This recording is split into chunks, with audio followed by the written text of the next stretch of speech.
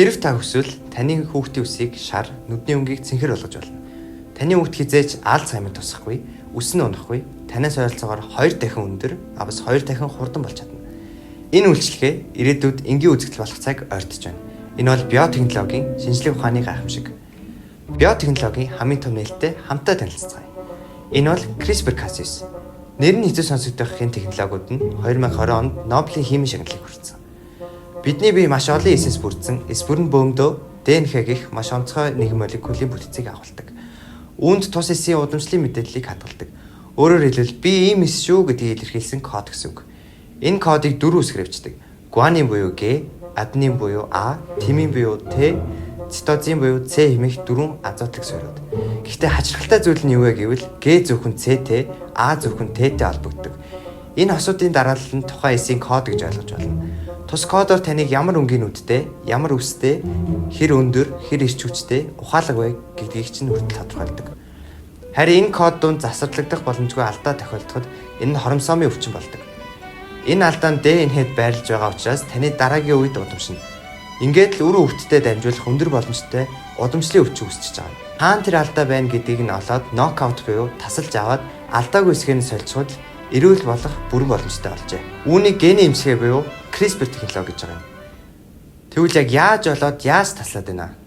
РНХ молекул дээр гуанин цитозинтай аденин урацилтай холбогддог. Тиймээс бидэнд 2 төрлийн молекул хэрэгтэй. Cas9 буюу рестрикц энзим, өөрөөр хэлбэл тасалдаг энзимүүд. Guide RNA буюу хөтөж RNA. Cas9 бол ДНХ-г тасалж чаддаг энзим. Харин хөтөж RNA бол хайцлах гэж буюу ДНХ-г илрүүлэх зорилготой эсрэг дараалалтай үүрэг. Үүнийг баг зэрэг дэлгэрэнгүй авч үзье.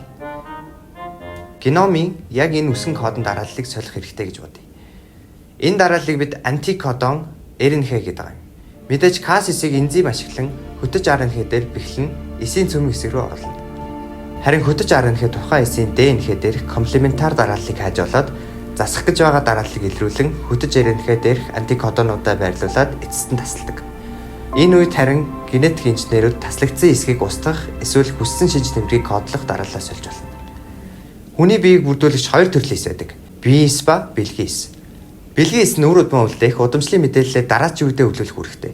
Өөрөөр хэлбэл тус технологиг биеийн эсүүд дээр ашиглал зөвхөн тухайн хүний өвчин арилна. Харин бэлгийн эсүүд дээр хэрэглэвэл өөрчлөлт нь дараачийн үр удманд танд өвлөгдөх боломжтой юм.